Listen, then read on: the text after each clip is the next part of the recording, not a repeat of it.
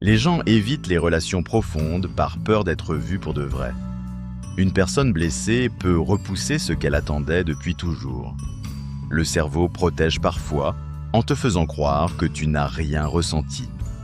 Tu peux ressentir de la nostalgie pour quelque chose que tu n'as jamais vécu.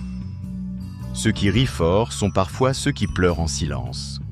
La peur d'être abandonné pousse souvent à s'accrocher à ce qui détruit.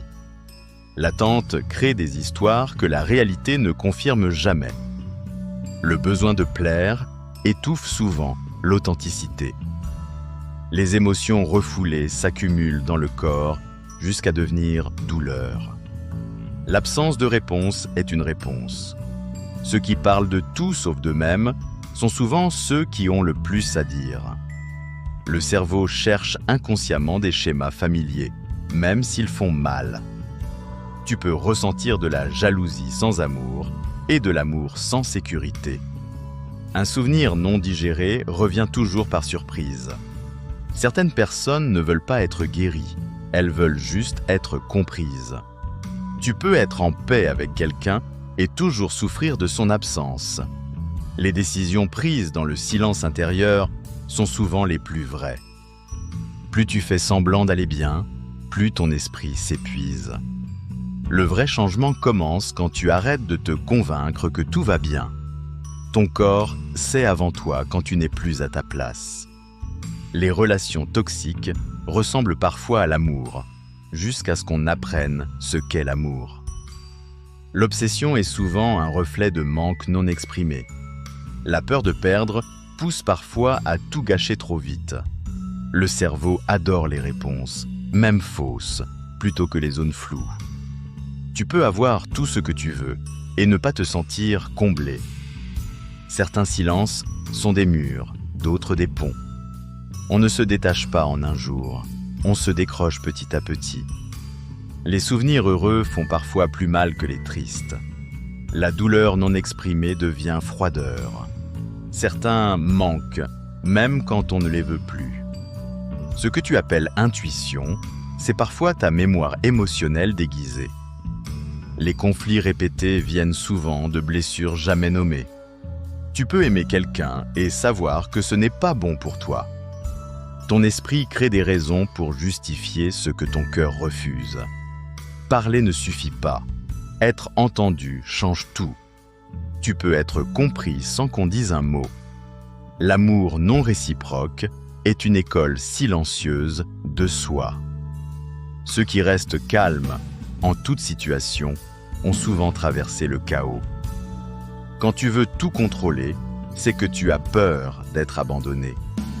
On ne guérit pas de l'attente, on apprend à ne plus espérer. Les gestes les plus tendres viennent souvent de ceux qui doutent d'eux-mêmes. La mémoire émotionnelle est plus vive que la mémoire des faits. Certains regards restent gravés, même après l'oubli des mots. Quand tu évites une personne, tu évites souvent une version de toi que tu n'acceptes pas. Les mots blessants s'effacent moins vite que les caresses. Tu peux manquer à quelqu'un qui ne reviendra jamais. Répéter des erreurs, c'est parfois chercher à changer l'issue.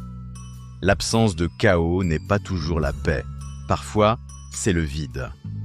Les gens blessés veulent juste qu'on reste, sans qu'ils aient à le demander.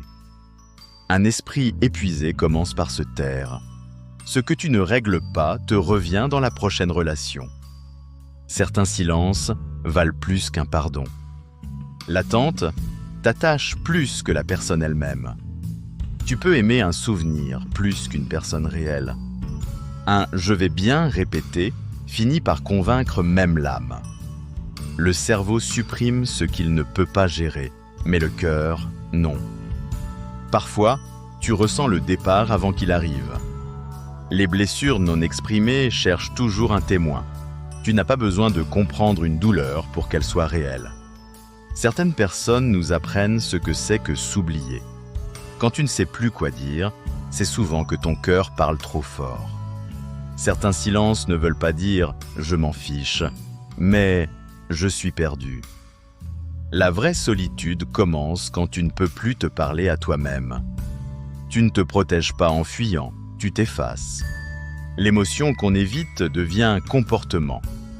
Les gens qui comprennent vite ont souvent appris à lire entre les blessures. Tu peux guérir sans bruit, mais jamais sans douleur. Ce que tu pardonnes n'efface pas ce que tu as ressenti. Le mental s'adapte, mais le cœur garde la trace. La fin d'une relation commence souvent par un sentiment d'absence au milieu de la présence. Ce que tu ressens quand quelqu'un entre dans une pièce en dit long sur ce que ton esprit a retenu, pas sur ce qu'il te montre. Tu peux croiser quelqu'un une seule fois et ressentir un vide quand il disparaît. L'attente émotionnelle fatigue plus que la solitude. Certains liens ne sont pas faits pour durer, mais pour te réveiller. Les blessures d'ego se déguisent souvent en colère. Ce que tu veux changer chez l'autre est parfois ce que tu refuses de regarder en toi. Tu peux être mature dans ta tête et encore fragile dans ton cœur. On n'écoute pas pour comprendre, on écoute souvent pour répondre.